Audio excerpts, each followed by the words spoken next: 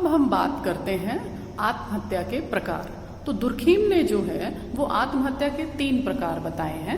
पहला प्रकार बताया है उन्होंने इगोस्टिक आत्महत्या, या यूं हम कह देंगे कि आत्महत्या जो है अहमवादी आत्महत्या। अब अहमवादी आत्महत्या वो हो जाती है जिसमें व्यक्ति जो है अपने उसके अहम को ठेस लगती है और उसके कारण वो अपने आप को कटा हुआ महसूस करता है, समाज से पृथक पृथक रहने लग जाता है और वो बार बार ये सोचता है कि लोग उसकी उपेक्षा कर रहे हैं, उसका अपना कोई नहीं होता, उसका मन बोझिल होने लग जाता है और ऐसी स्थिति में लगता है कि मैं अपनी जीवन लीला समाप्त कर लूं। तो मतलब ऐसे जो लोग होते हैं जब वो यूं कह दीजिए कि एक तरह की एक स्वार्थवादी आत्महत्या भी हो जाती है कि इसमें व्यक्ति केवल अपने ईगो के बारे में सोचता है, अपने अहम के बारे में सोचता है।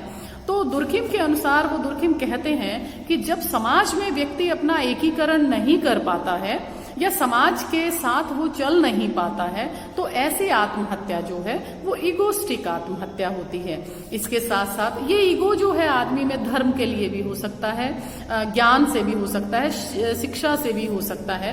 तो ये जो कारण होते हैं वो अहमवादी आत्महत्या के कारण होते हैं, मतलब जब व्यक्ति अपने आप को अकेला फील करने लग जाता है। दूसरी है परार्थवादी आत्महत्या। देखिए ये आत्महत्या वो आत्महत्या होती है जिसमें व्यक्ति स्वयं के लिए जो है वो कुछ नहीं करता, दूसरों के लिए जब सुसाइड की करते हैं। देखिए इस आत्महत्या को हम एक एग्जाम्पल से समझ सकते हैं। एग्जाम्पल से इन द सेंस जैसे मान लीजिए देश के लिए जवान लड़ता है और जैसे मान लीजिए वो कहीं पकड़ा जाता है और ऐसी स्थिति में दूसरे देश के लोग उससे जो है सीक्रेट्स ना उगलवा लें, ऐसी स्थिति में वो अपनी जीवन लीला को समाप्त कर लेता है। तो वो जो है वो परार्थवादी आत्महत्या होती है।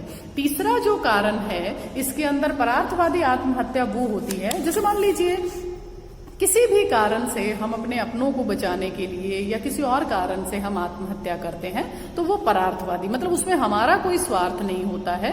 इसमें व्यक्ति स्वयं गौण हो जाता है और समाज जो है वो ऊपर हो जाता है। तीसरी तरह की जो आत्महत्या उन्होंने बताई है वो बताई है आदर्शवादी आत्महत्या।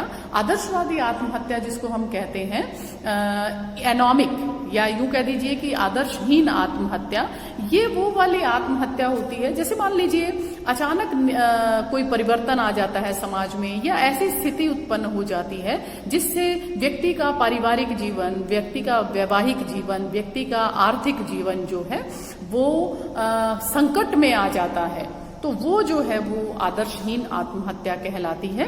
इसके अंदर जो है इकोनॉमिक डेवलपमेंट भी हम कह सकते हैं। इसके अलावा व्यक्ति के जीवन में जब मान लीजिए विवाह से वो खुश नहीं है या नैराश्य की स्थिति है या कोई हस्बैंड वाइफ के अंदर इस तरह का कोई झगड़ा हो रहा है, तो ऐसी स्थिति में जब व्यक्ति को कुछ भी समझ में नहीं आता है तो वो जो आत्महत्या होती है वो आदर्शहीन आत्महत्या या जिसको हम एनॉमिक जो है आत्महत्या कहलाती है। चौथी तरह की आत्महत्या है, दुर्खिम ने केवल 3 तरह की आत्महत्याओं को ही बताया है, किंतु एक चौथी प्रकार की आत्महत्या कहलाती है घातक आत्महत्या।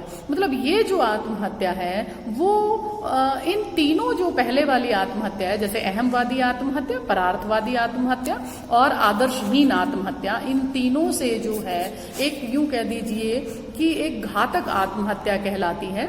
इसके अंदर जो है व्यक्ति बहुत ज्यादा परेशान हो जाता है, उसके अहम को भी ठेस लगती है, उसे यूं लगता है कि समाज में जब उसका कोई भी नहीं है तो व्यक्ति जो है अपने आप को समाप्त कर लेता है। अब आत्महत्या के स्वरूप भी कई सारे हैं, जैसे मान लीजिए कुछ लोग फांसी लगा लेते हैं, नदी में छलांग लगा लेते हैं, अपने आप को गोली मार लेते हैं, ऊंचे स्थान से कूद जाते हैं। तो ये सब जो स्थितियां हैं वो आत्महत्या की होती हैं। इसके अलावा यदि हम दुर्खिम के पॉइंट ऑफ व्यू से देखें तो दुर्खिम कहते हैं कि आत्महत्या जो है वो पूरी तरह से एक सामाजिक प्रकृति है। समाज उसको जो है उकसाता है, समाज उसके लिए जिम्मेदार होता है। तो दुर्खिम ने आत्महत्या को पूर्णतः जो है एक सामाजिक परिस्थिति मानी गई है और वो ये कहते हैं कि व्यक्ति स्वयं आत्महत्या नहीं करता है जब तक कि उसको समाज प्रेशराइज नहीं करता है। तो ये दुर्खिम की आत्महत्या की थ्योरी थी। बाद में इनकी आलोचनाएं भी बहुत हुई, किंतु दुर्खिम का जो ये आत्महत्या का सिद्धांत है वो आज के समाज में भी पूर्णतया प्रासंगिक सिद्धांत है। धन्यवाद।